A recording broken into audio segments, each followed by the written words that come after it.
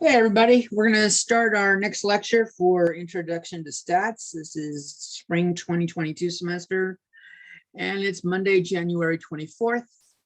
This is from our modules tab, synchronous Zoom lecture, topics by date. You can always see what we're going to be doing here.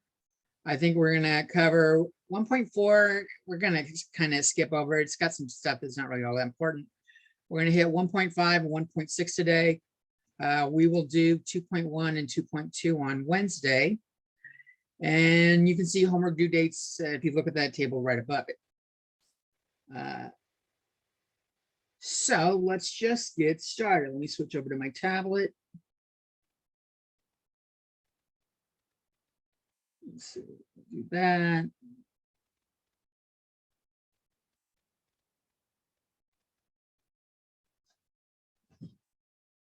And we are on, I'm going to start at 1.5 or 5.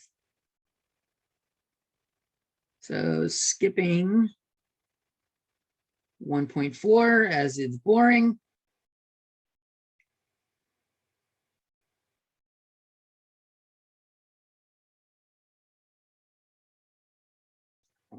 Let's just make that smaller picture. There we go. 1.5. 1.5 is on biases. So a bias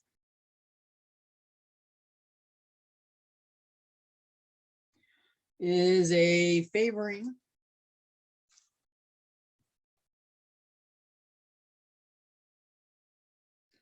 or having an inclination towards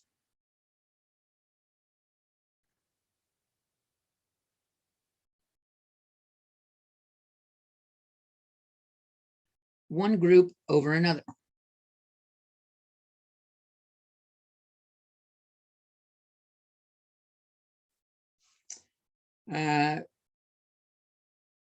And by group doesn't necessarily mean people.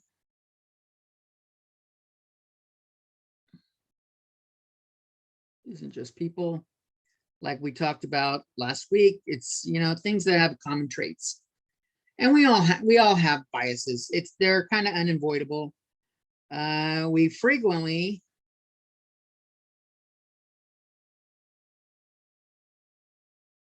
are biased in favor of groups we have something in common with.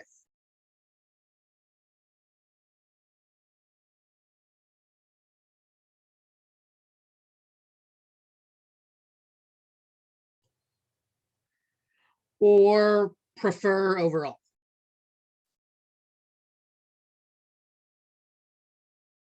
Like I don't have anything in common with Dark Souls video games, but I prefer that type of video game over other video games. Okay. We want to be aware of those, and our goal is to minimize the effect of biases.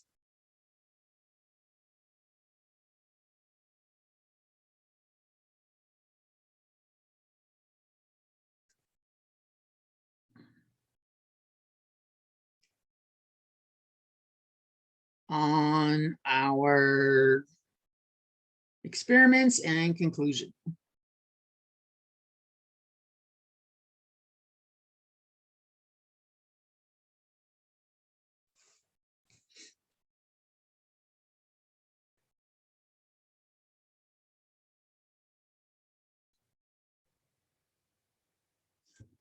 Okay.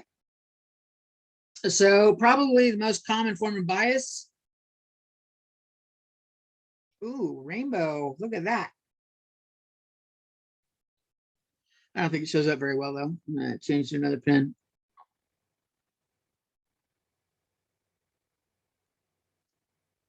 Most common form of bias is convenience sampling.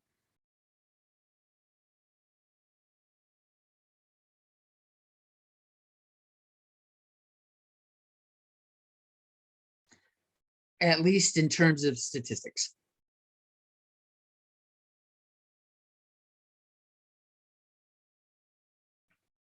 Like I said, overall, it's the thing we have the most in common with. But when we're actually trying to do statistics, it's called convenience sampling.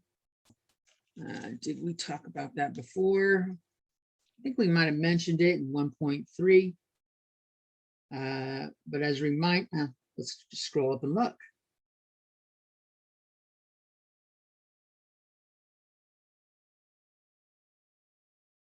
Yeah, we did talk about convenience sampling. Okay. So convenience sampling is the most common one.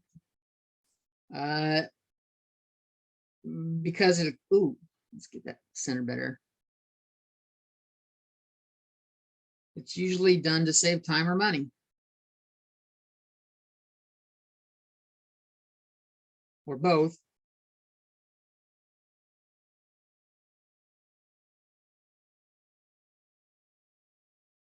But it can skew the results.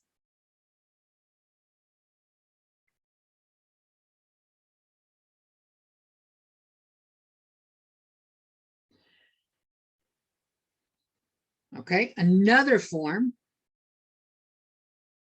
I need more choices of colors on these pens. I need to spend some time this week and get them in there. Another common form. Well, I don't know how common it is, but it happens. It's called undercoverage.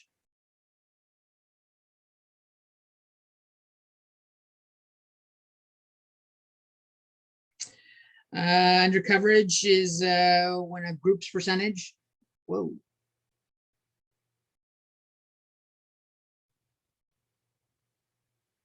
of the population doesn't match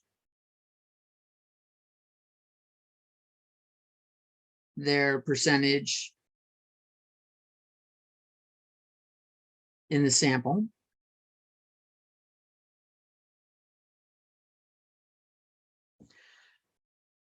And this is the undercoverage is when the sample percent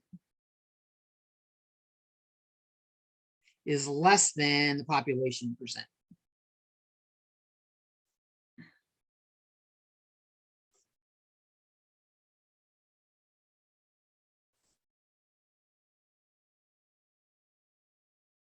And an example of that, there's several we could choose from. Let's go with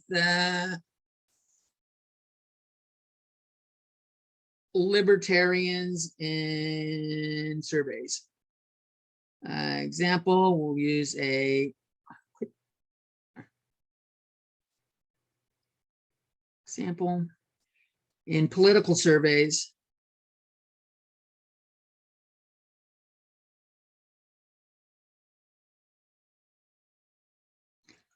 The Democrats and Republicans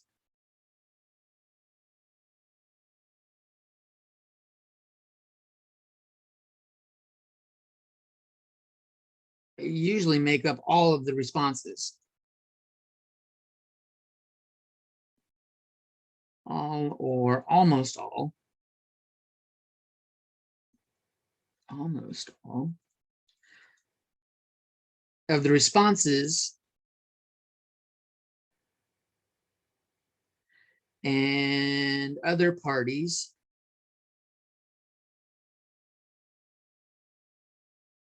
like the Green Party or Libertarian Party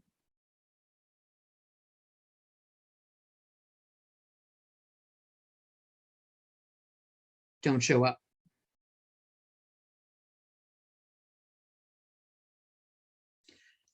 It happens. There's probably, I don't know the exact numbers, we could look it up, but I'm sure it's at least 10% of California's population is not in the Democrat or Republican Party.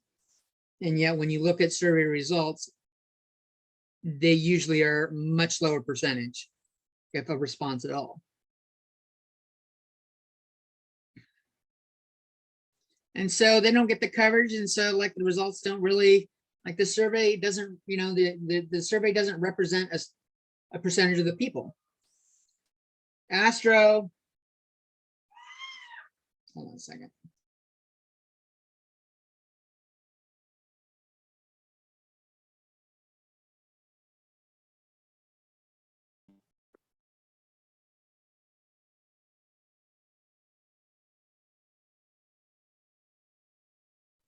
Okay, there we go. All right, so what's our next? Any questions on that part so far? He's doing it again. Astro.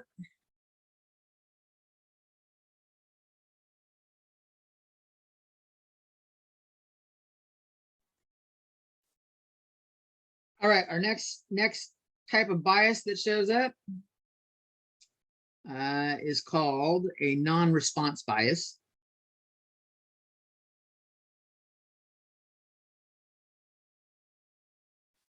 Oops. Let's just erase it.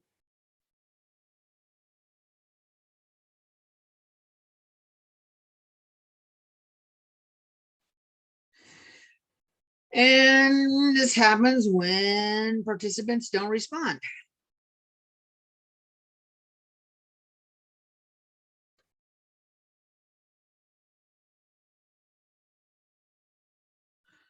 This happens a lot with phone surveys or mail surveys.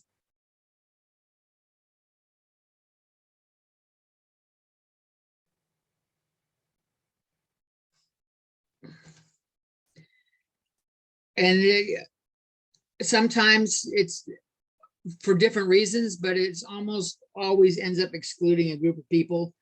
Sometimes it's people that are too busy for it.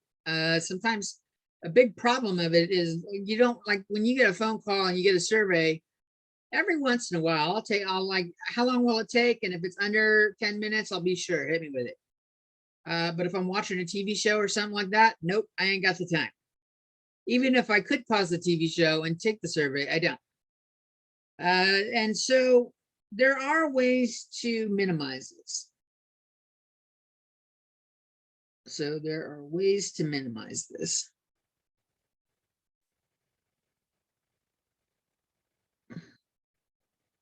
One option is to try again.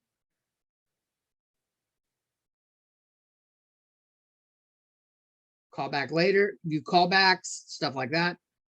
I hear you, Randy. And sometimes when I've taken a survey, they're like they're very biased surveys. I know, I can tell by the way the questions are worded that they're just going to use this for misinformation. Because it oftentimes occurs with political parties. And it'll be like, do you favor what the Republicans are doing a lot, a whole lot, or just a little? Like, those are my only responses. And like, what if I don't like any of those responses? Same thing, like I've been registered libertarian. I'm probably going to change that though. Pandemics had me different, but you don't need to know about that. I'm not trying to influence your choices. But there are ways to minimize this. You can do try agains and callbacks. Another choice, this works much better in mail surveys or something like that, is to incentivize it by offering money.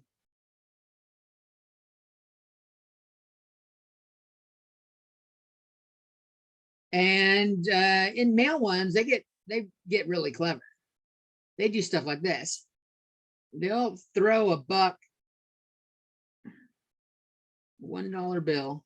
Let me move this up so I can rest my hand on it. Throw a $1 bill in each survey.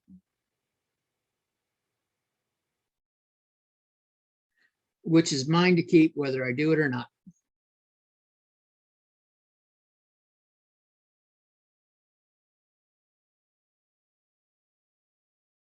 Whether I do it or not. Now, they're going to lose a lot of bucks where people don't respond, but they have found by just doing this, a lot more responses are done.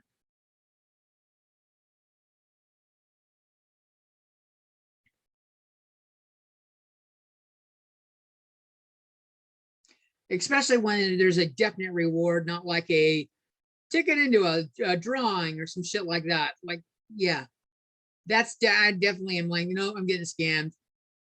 I'm not going to win that. I don't even know if there's a drawing. But I've gotten them before. I've gotten $1, I've gotten $2 and closed with the survey. And I wouldn't have done the survey in the first place. But then I saw, and I go, okay, so they give me money. I look at it, and the survey is like 4 or 5 questions. It's already self-stamped, self-addressed. All I really got to do is fold it up and lick it, seal it, throw it in the mail, and it'll take like a minute of my time. I'm like, I can do that. And so I like feel guilty if I don't. And I think that's what motivates a lot of people that actually do these surveys when they get the money, where they wouldn't have done it in the first place. Now, it does cost money, so you out more money. But if you need the results and you're worried about non-responses, this is definitely a way that addresses it. And then we have our other group related to responses is where they actually respond, but they're biased. So response biases.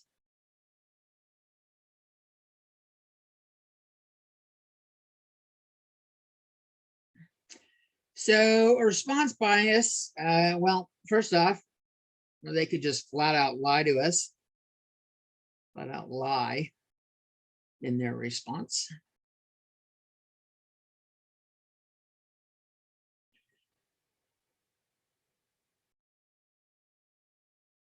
The answers may not be representative.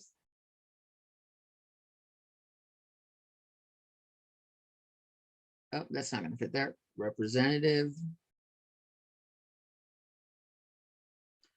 The truth.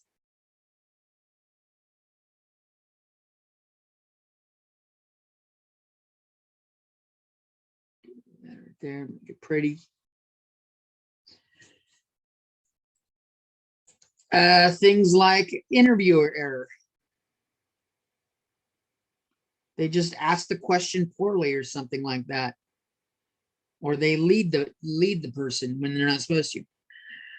Or when someone has a vested interest in the outcome.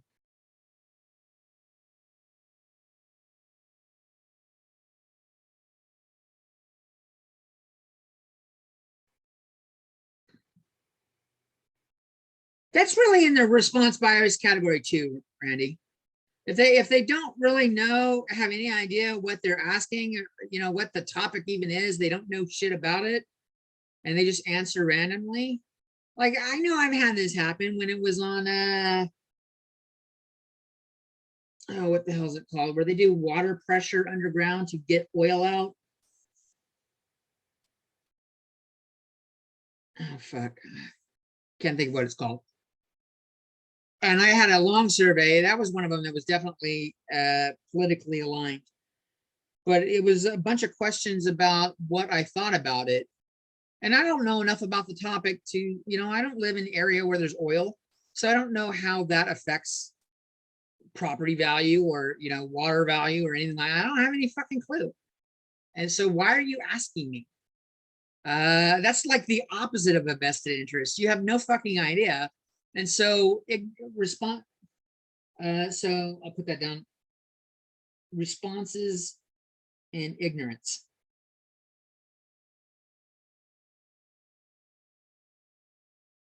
are often random.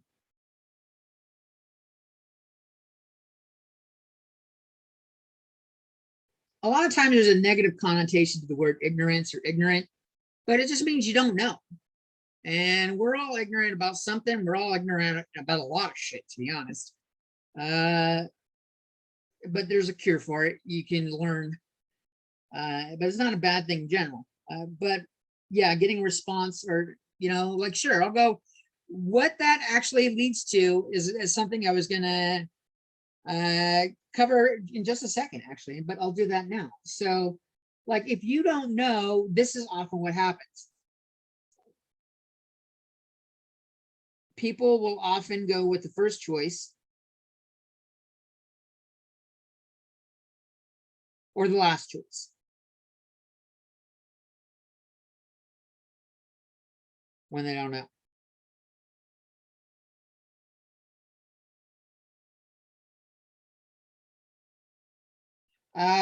Oftentimes it's the first choice if there's only one or two items, and it's the last choice if there's a lot of items on the list. Now, here's an example. I was going to use Pepsi and Coke, but most people, if they drink soda, have a preference. But if I were to do the same question and go, do you prefer 7-Up or Sprite? People have less experience with that. So let's just use that example.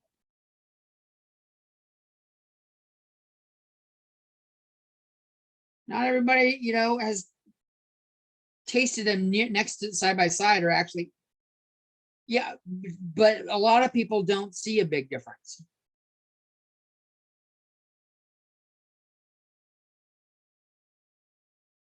I'm not throwing Mountain Dew in there. That's definitely different. You prefer 7-Up or Sprite? It's not like people don't drink it that often. When they drink a soda, they tend to drink Pepsi or Coke, something like that, a cola.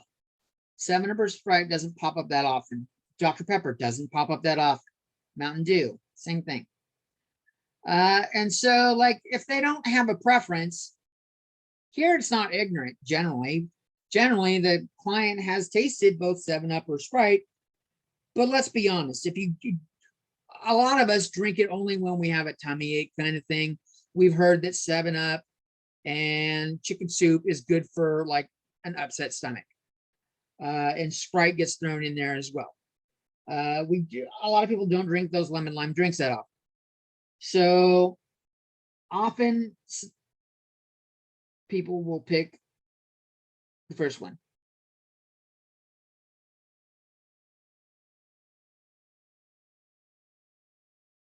When they don't have a preference.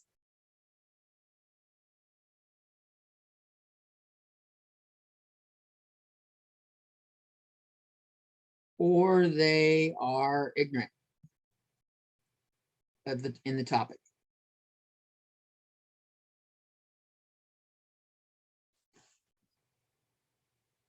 I gotta keep shut up on my window because you all ain't talking, you're just typing.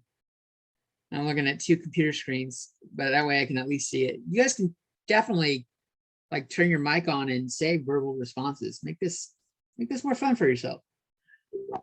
So that is often what happens, but there is a workaround for this. So a workaround.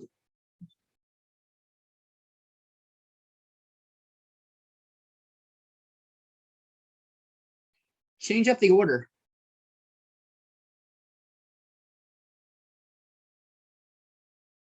In one question, do 7-Up or Sprite. Question A, next question, next person, Sprite or 7-Up. Now this if people tend to choose the first one, this should help compensate for that type of bias. And we're more likely to get responses that when we look at the difference between the two, like if you really have a preference, you're going to pick it and it'll show up better.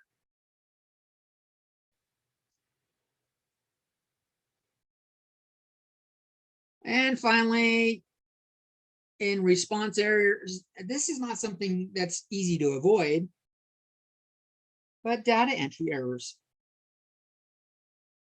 See, in fact, as I'm writing data entry errors, I screwed up and I wrote date. I'm already doing a data entry error. That's fucking great. I love it. Data entry errors. Like, I don't know, typing 91 instead of 19 for age.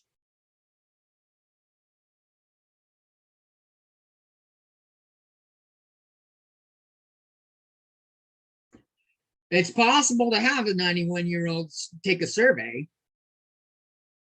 So we can't like downright reject it, but it's not likely. And it's even worse when it's like 18 going for 81 or something like that. Yeah, 81's still old. They're retired, been retired for a while. and definitely getting slower, a lot slower, but you can still get people that are in that age bracket. You just got to pay more attention when entering stuff. So the workaround there, or the fix there, is check data entry results before submitting.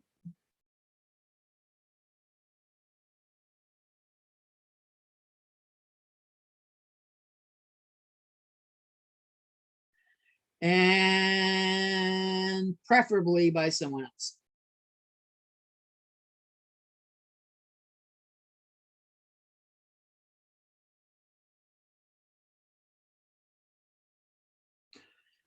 And you see this one a lot. This happens a lot when you're counting ballots.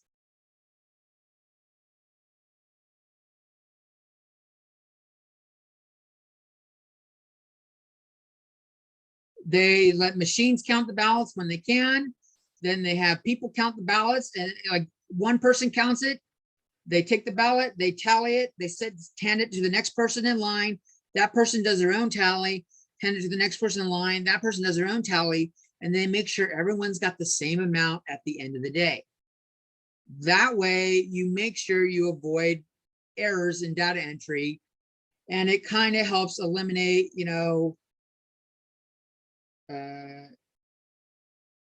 it helps fix or helps guarantee that the right person is chosen.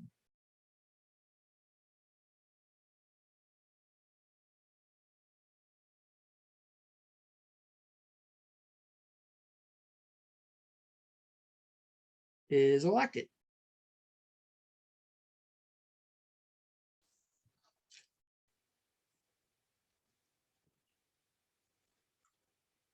It's a great topic. I won't go into further detail because there's been a lot about that in the news lately. I hope you're aware of that.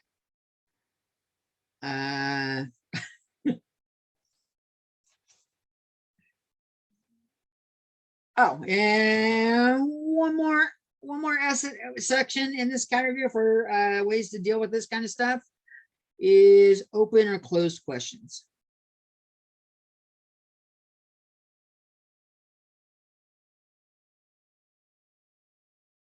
And I just gave you an example of a closed question. 7-Up or Sprite is a closed question.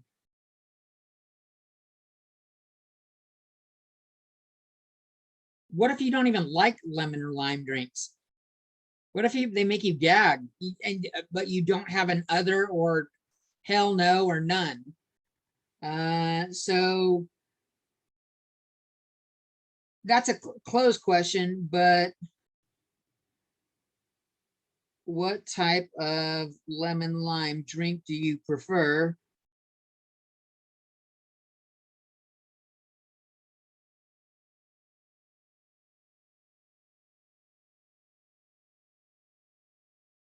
If any. That's an open question.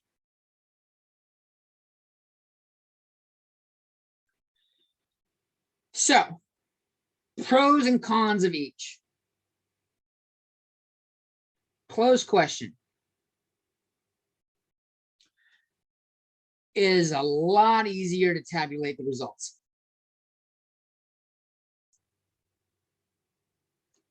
Add up or tabulate the results.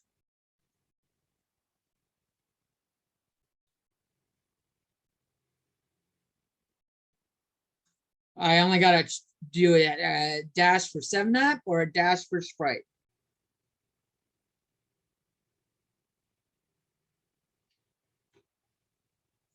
The problem with that, it's less representative of the result. Oh, shit. Less representative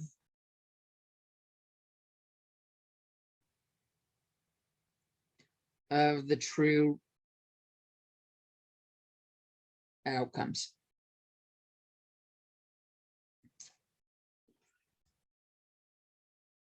And then we can look at open.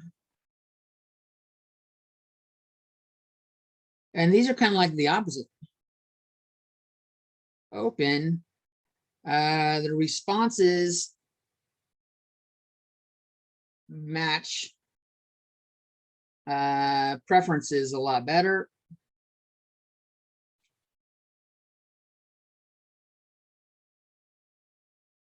But are a huge pain in the ass to deal with.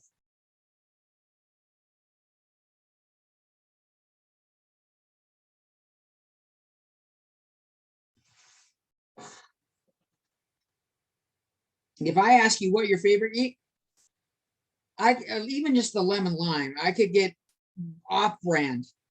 Like I named the common top 2 lemon lime, 7-Up and Sprite. If you want to throw Mountain Dew in there, I don't know if it's I don't know that it's really lemon or lime. It's kind of, but those are just brand names. I could go with Shasta. I could go with La Croix or whatever the hell the Walmart brand is. There's a lot of, what is it? Sierra Mist. Oh, Sierra Mist. We could go with Sierra Mist. That's a good option too.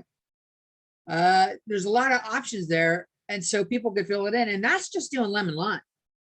What if I said, what type of soda do you prefer? Or what is your favorite beverage? Ah, fuck, I could get so many responses. And you will get some like favorite beverage. My favorite beverage is a peppermint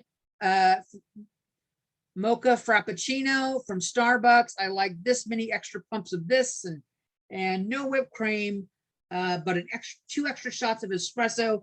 We don't need that fucking level of detail. You will have, if you're trying to record that stuff accurately, you're going to have just so many, like if you try to make a pie chart of responses, some of those responses are going to be so narrow that you're not even going to be able to see that they exist. So a good balance tends to be doing several popular choices, not just 2, and then adding in other or none as 2 different options. And then you can be like, okay, do they, because often you're like, if it was 7-Up or Sprite, I was mentioning those, I should have thrown in Sierra Mist. That's a popular one too. Hell, let's do it. 7-Up, Sierra Mist, or Sprite. Which one do you like? Other, if you like a different brand. None, if you don't like it. Well, that way I can at least narrow it down to the most popular 3, and I can get a lot of data for those. But the ones that tend to not get represented well, like Shasta or some of the off-brand generic cheaper sodas, have the same flavor but are cheaper, or let's use less expensive. Cheaper has got a negative connotation to it. That are less expensive. Less people will put that down, and so it's not going to have a huge impact on the results anyways, usually in terms of what I'm looking for. And if it does, if I do like 7-Up, Sierra Mist, or Sprite, and I get like 20% of each, and then I get 30% other, well, then maybe I need to redo my survey and open it up more, like ask them, well, what do you prefer? And it would require a new survey. And I would generally only do that if I saw something where other or none was, other in particular, none just means I don't like them in general.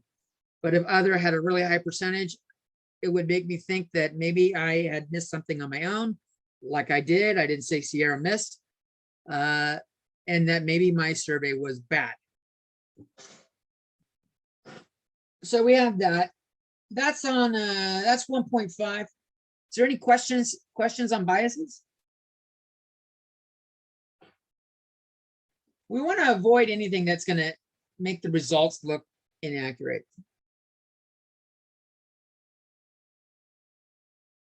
Okay, let's take a look at 1.6.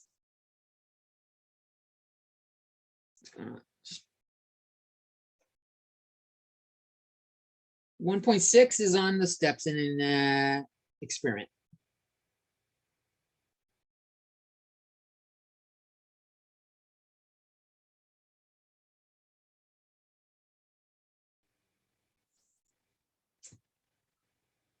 Okay, step 1, step A.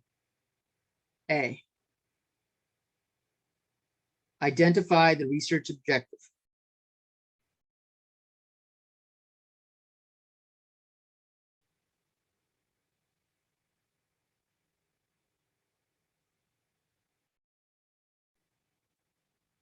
I like the way that looked.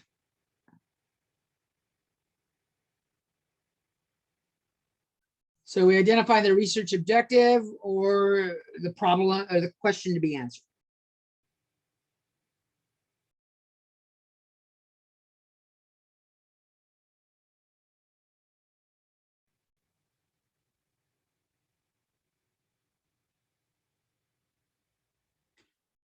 And this will often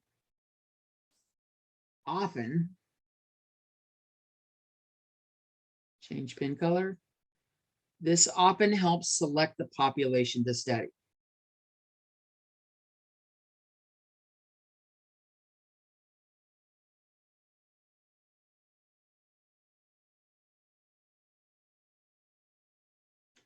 And thus,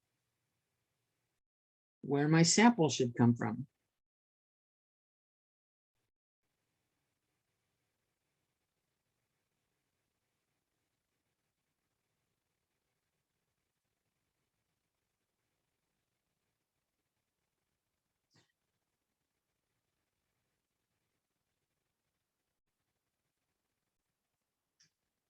So I'll go back to the 7-up one. Let's just pick a research question that could be related to that. Researchers want to know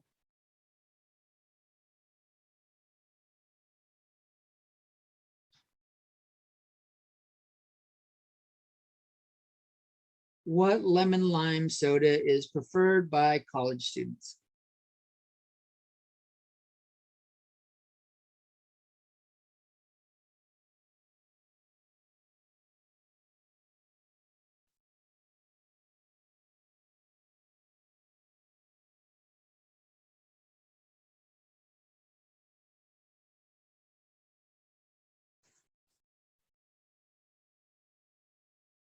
So if that's my research objective,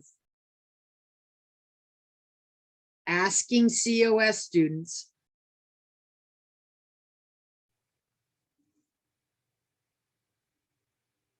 just COS students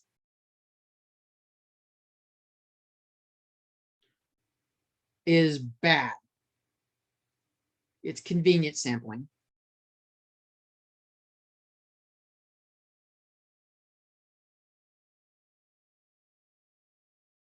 We are about one college out of a great many in the world, because I didn't even specify in the United States. It's convenient sound. So sometimes being very specific with your question is better. So let's add in college students who live in California.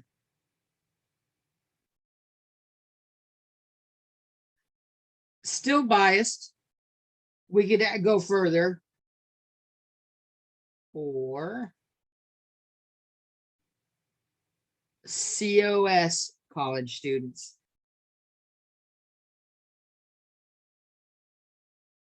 That one gets my gold star.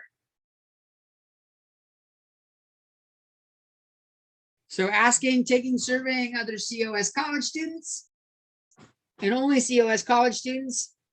I've at least narrowed down the people I'm going to sample easier. I could just ask people at school in front of the library. This is definitely easier when there's a lot more campus on-campus activity, stuff like that.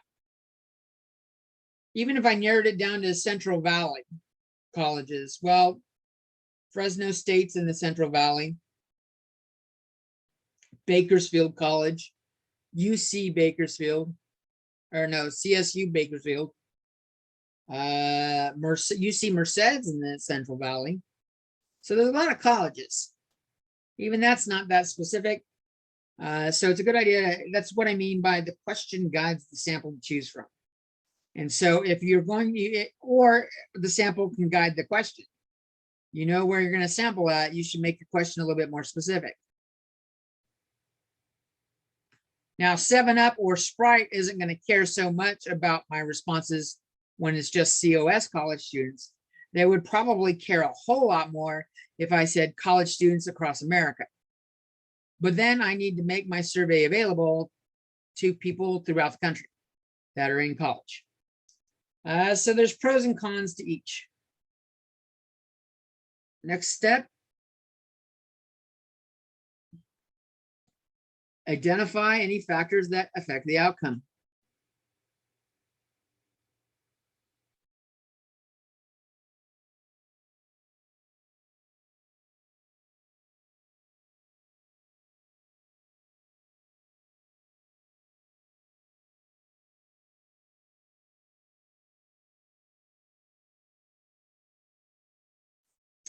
Now, the question I gave at the beginning doesn't really pose well for, like, can I think of any additional factors? Hell, you guys might have a better idea than I do.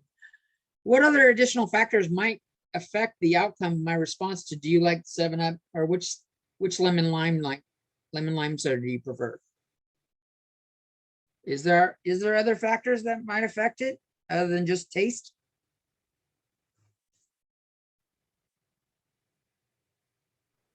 Maybe like the carbonation. So levels of carbonation, that's a good one. Calories, sugar. That's great. I hadn't come up with that one, which surprises me because I drink diet shit all the time. Sugar or calorie count. Or even like the variations of like of the drink. Kind of like how Pepsi has like cherry Pepsi. Oh, like Um, different flavorings. yeah. Different flavor. Okay. Yeah, like if we threw Mountain Dew in the list, what do they have? Code Red and shit like that now? It's called Code Red, right? Yeah. I think it is. Another one, cost. I mentioned it earlier. Some people prefer generic simply because it's not taste, like they don't recognize the difference in the taste. As much as it breaks Eric's heart, hurts his soul, not everyone recognizes the difference in taste, so they'll just go with the cheapest one. I know it's not right, but it happens. So we might want to add questions that factor this in. Add questions related to this to like find out why. These topics for more clarity.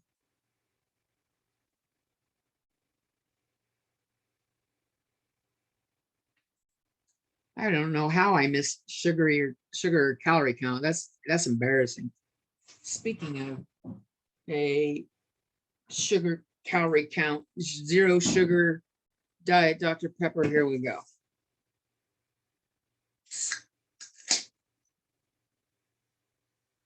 All right, topic C, or part C. We want to determine a sample size.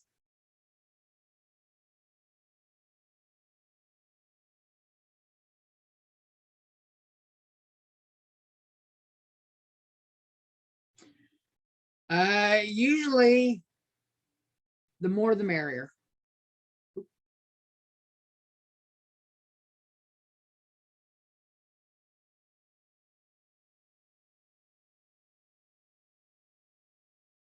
Given time and money restrictions.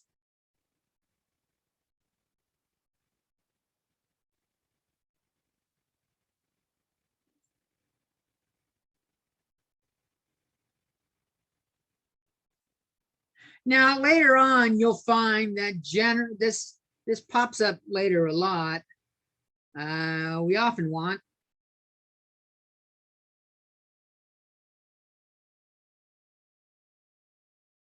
The sample size, or the number of people questioned, that's what I mean by sample size. Sample size or number of people questioned.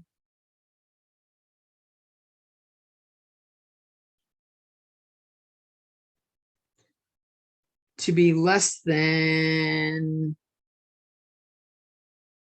5% of the population.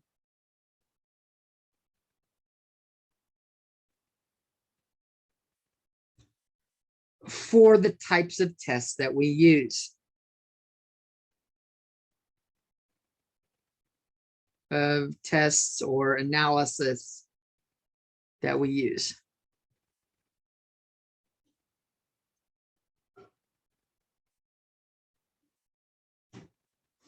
Usually this is not a problem. Usually you do not need to calculate what 5% is. I'm pretty sure you're not going to ask enough students at COS to hit 5%. We have like 16,000. So 5% is a large amount. Let's see, what is 5% of 16,000? 800 people. There is no way if you were doing a survey of COS students, you would ask 800 students. You would get tired long before that. And we usually want it to be greater than like 30 or 40.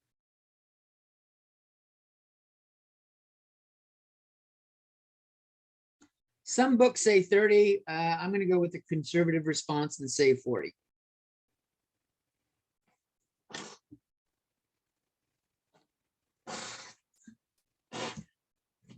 That way we have a good size number of responses. Obviously, in some cases, this is not practical. If you were trying to test crash ratings for a car, you don't want to, crash 100 BMWs just to find out what the average is. It's a lot of lost money. So sometimes it's just not practical. Then back to the white pen. We've got our controls.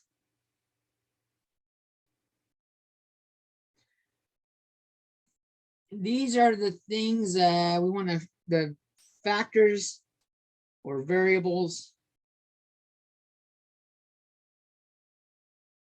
we want fixed in place, want fixed or not changing.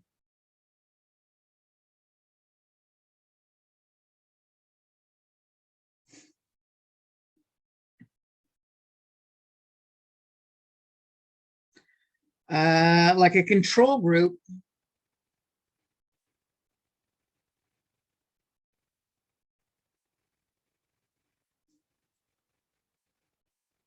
is often a general random sample of the entire population.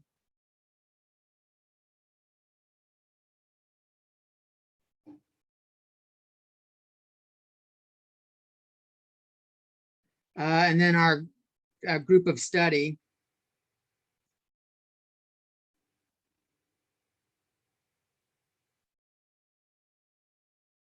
might just be college age students or something like that.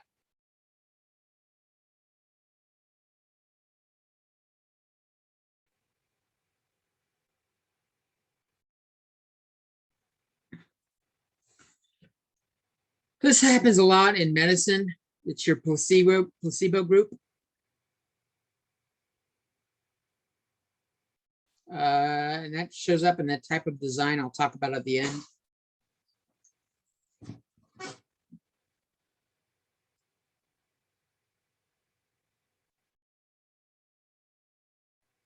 So the things that aren't really changing, like the general population is generally has the same traits approximately over it. But then what the factor we're trying to study generally has one thing in common, kind of thing.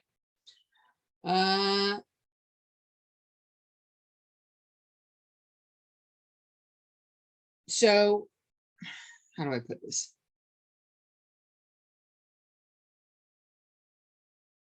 we know what factors we're looking for.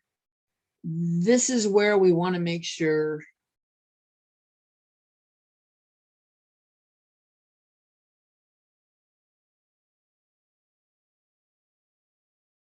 there is still randomness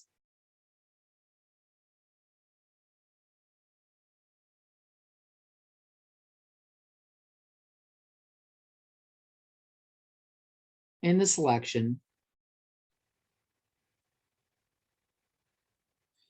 And this will minimize, or to minimize, uncontrollable factors.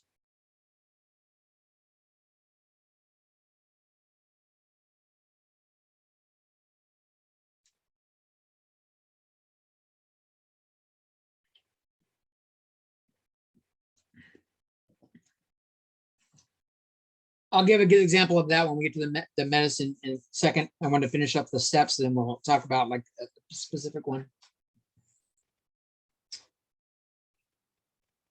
The idea is, well, maybe I should give you some bit right here. When they're getting people for a survey, I think I mentioned like a survey on, or not a survey, but they're trying to see if a drug is a cure for cancer. You can't just take random people in the population. You definitely have to select people that have cancer to study it, because otherwise it's not going to tell you a goddamn thing.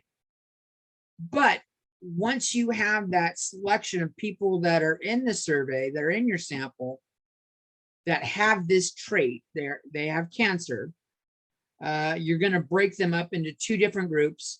One that's the control group, where you're not going to do anything but let them live their lives and see what their outcomes are that way. And the other group is the group where you're going to affect the group. You're going to change something in their life to try to see if it has an effect on cancer, whether it be the introduction of prescription drugs, if it's surgery, if it's diet, exercise, and sleep cycle, something like that. There are a lot of things that it might be. An herbal treatment where it's part of the diet, but not really like a prescription. You're trying like an herb. There are a lot of things you could test, but you're giving it to one group and not the other. But once you've got those people, you want to randomly assign who's in which group. You don't want to just go like everybody in like A through L is in the first group and M through Z is in the second group. That's not really random.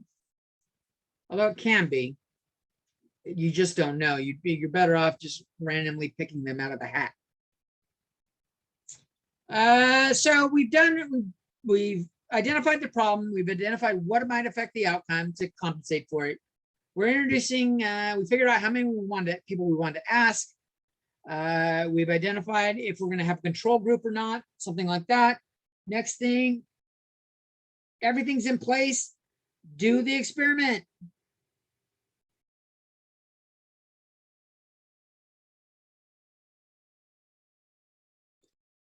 Conduct it and collect your data.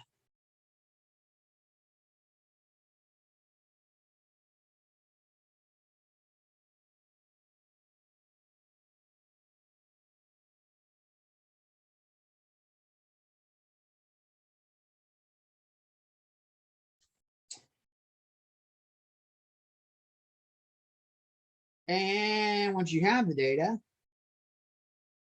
usually you want to, oh, damn it, stop it. Summarize the data.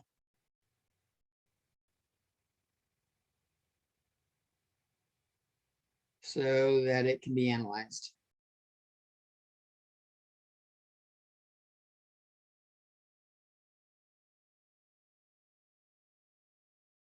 This might include like frequency, which we're covering in the next chapter, or relative frequency, also in the next chapter, same section. We might look at the mean and standard deviation.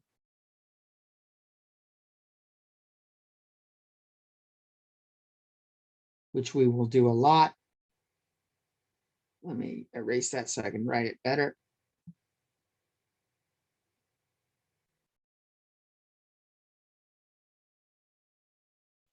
Or variance is another one that pops up. Those are the two of the biggest things that we look at. Frequency and relative frequency often show up. This shows up as a proportion. So if you've ever heard or taken any stats at all in high school, or if you've taken this before, when you get to the end, we're doing a lot of tests on proportions or mean. Those are common things that we summarize for.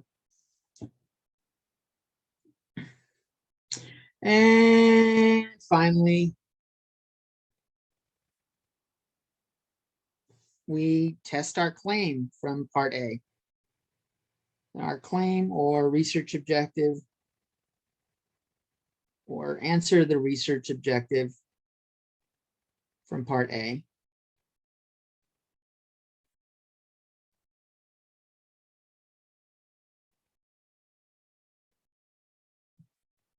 Using hypothesis testing.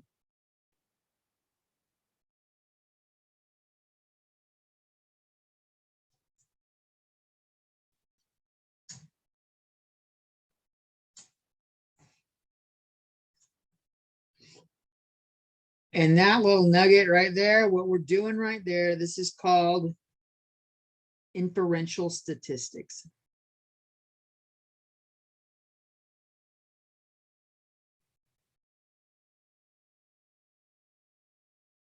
These two right here are called descriptive stats.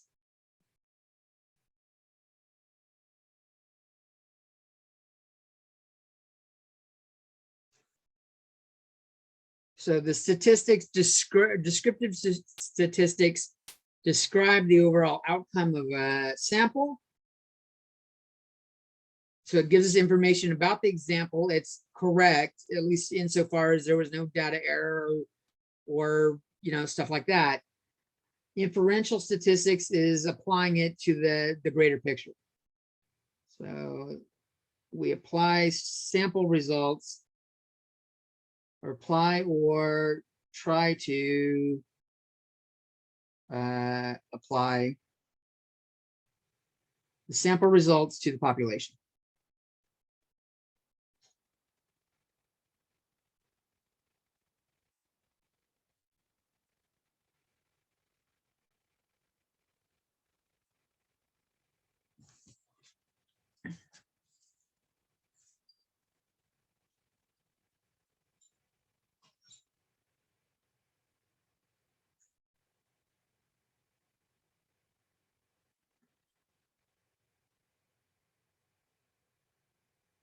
Okay, one thing that shows up a lot, so I thought I'd talk about it.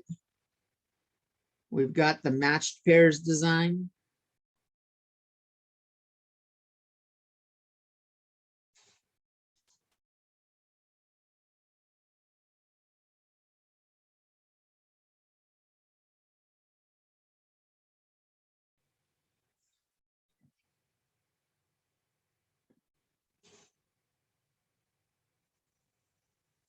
So the idea here is we pick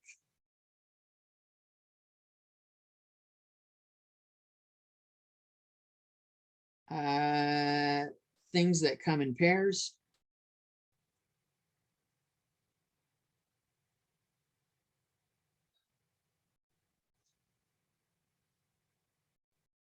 Or can be paired logically.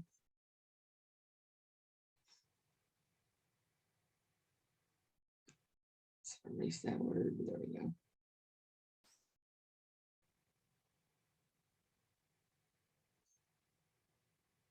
Paired logically.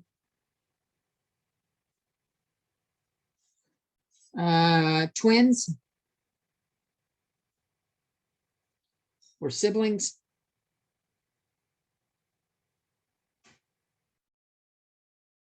Siblings means brothers and sisters, if that's a word you're unfamiliar with.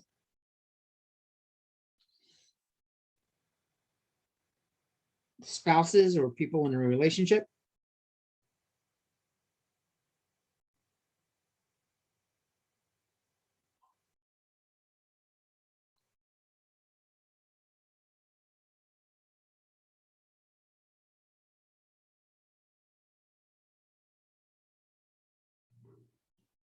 But it doesn't have to be people. It could be one person. We could do like before and after.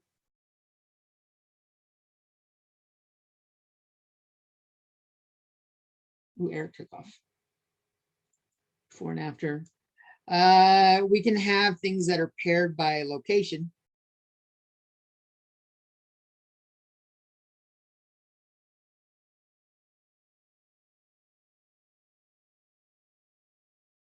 For example, this one's a little harder to picture, so I'll give an example of this one. Hyatt Regency hotels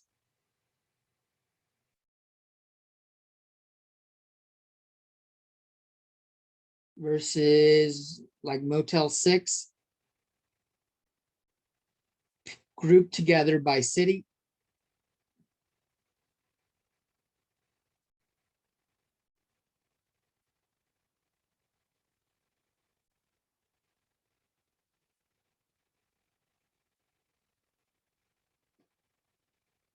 So like if I were trying to compare all of Hyatt Regency and all of Motel 6, I don't want to just randomly take data from every city and just throw it in a collection and go, okay, the mean cost to stay at a Hyatt is this, and the mean cost to stay at Motel 6 is this, because location very much affects the cost. Motel 6, even Motel 6 in a place like Tulare is a shitload cheaper than it is in San Francisco or New York or something like that. So generally, but like the more expensive the city is to live in, it's reflected across all the hotels in that town. So if I'm going to pick them, maybe I should put the Hyatt and the Motel 6 in Tulare in one group. Well, let's say Visalia. I don't know if, I think Visalia's got a Hyatt. I don't know if it does or not. I'd pick one of each from Visalia, then I could do one of each from San Francisco, one of each from maybe Chicago, one of each from New York, Seattle, and then generally that list makes it sound like Visalia doesn't belong on the list, but it doesn't hurt to have. Sometimes you may be wanting to focus on big cities, but the point is they're paired up by city. So if something costs more in a specific city, whether it's a cost of living there or city taxes higher, whatever the reasons, it affects them as a pair. And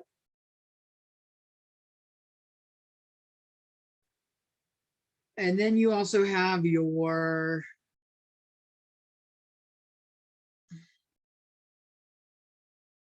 control group studies, like I was mentioning before.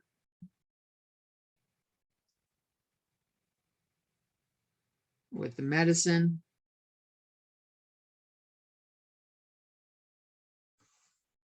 Participants are grouped into 2 or more groups, but often just 2. Group A group always of importance in them is the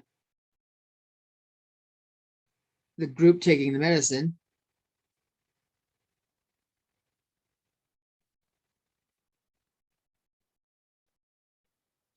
And group B is the placebo group. Now, you might have more groups. Let's see what color. Let's go with silver. More groups might. Ooh, that's very narrow. Let's see if I can.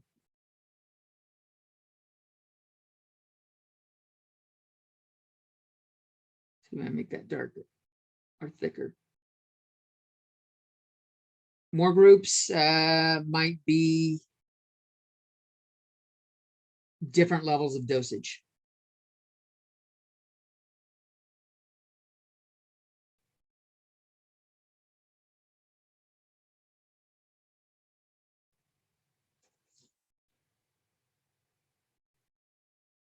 I don't know if I gave you a good description of placebo the other day. I know I've used the word several times, so maybe we should talk about placebos. Stop scrolling.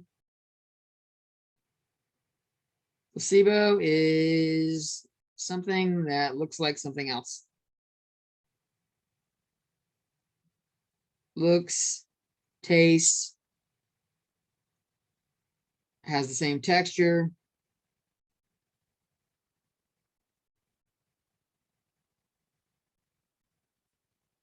Etc. as something else.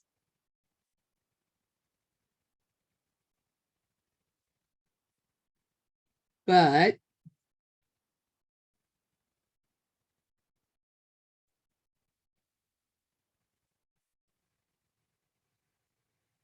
it is inert.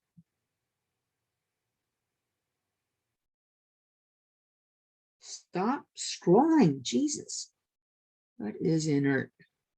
Or doesn't have the active ingredient.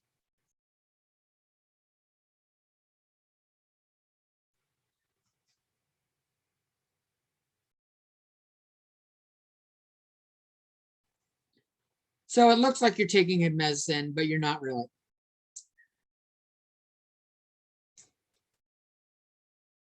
It's a fake.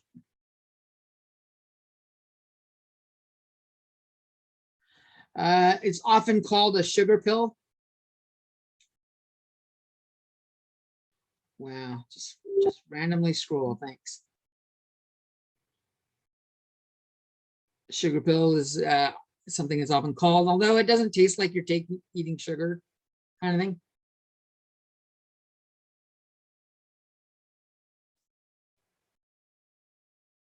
This makes sure that everybody in the group is acting the same way.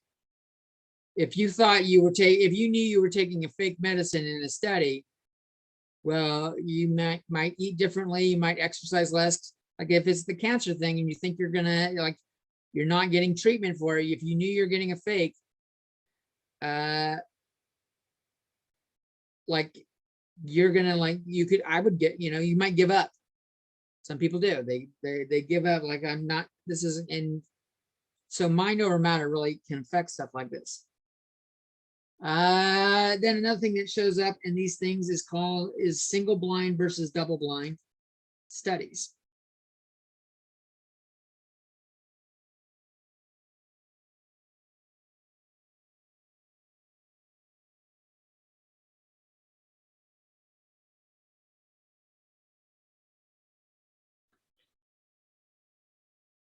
So a single blind is when the patient or participant's a better word, this is not always related to medicine, doesn't know which group they are in.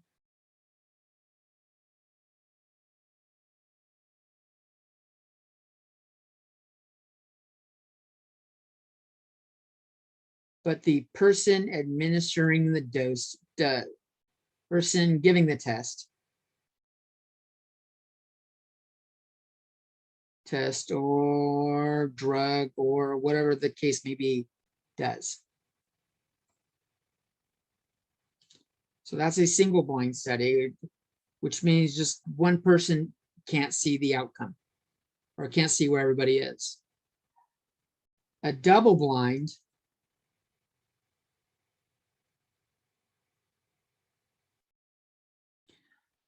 is when the person administering it doesn't know either.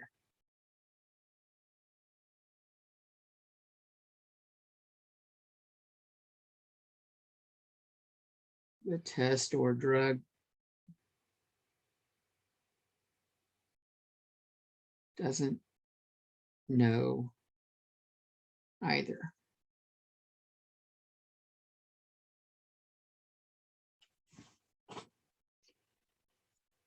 Double blind, especially in medical studies, is really important because, like, and this is a tough topic because it's like, it sounds pretty fucked up to give someone that has cancer a fake pill and tell them you're giving them the correct thing. There's like some moral questions right there. all off the get-go. And a lot of people are going to struggle with the morality of that. And if you knew you were giving someone a fake pill, you're going to have a hard time treating them the same way as you would a person that you think you're actually helping. So you might have a tell or a giveaway. You might look down a lot more, avoid eye contact if you think that you're giving them, if you know that you're giving them a fake pill. And there can be non-vocal and non-verbal body language really is a big form of communication that goes unspoken about, pun intended. But it can affect it. So the way to avoid that is you don't let the person giving the drug know either. Like someone else does it. Like they'll just say, they'll put it down like, okay, I've got Alex, Bobby, and China are going to hand out the drug, and they're each going to give it to a different group, and I don't want them to know who's giving to what. So I'll have like a box labeled for Alex, a box labeled for Bobby, a box labeled for China. Each one, these are your pills to distribute. I'm going to walk out the room so that they can't even see my face when they get handed it. Then they're going to take those pills. They're going to give it to the patient, and they're all going to think the same thing. Hopefully the same thing. I've got the pill that's going to help these people, so that you can avoid that type of bias appearing. And that's it for this topic. That's it for chapter 1. Is there any questions?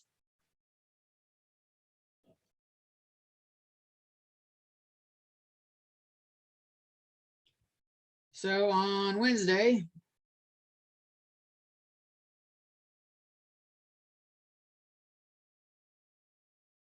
we will do 1.1 and 2.1 and 2.2.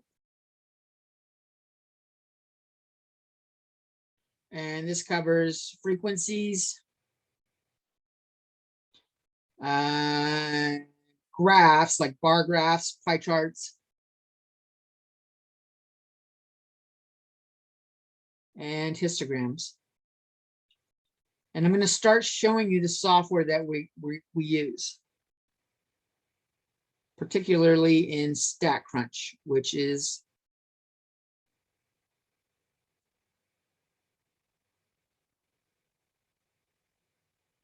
the software we'll use.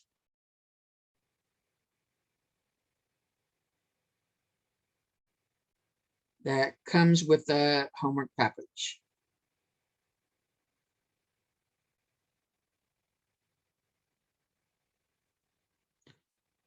And I will walk you through that stuff when we're doing it. I'll tell you what I'm doing. I'll write down what I'm doing so that you can like write down instructions, stuff like that. And we'll have it going pretty good. Okay. That's it for today. That's it. So if you don't have any questions, you're free to go. I'll hit stop record.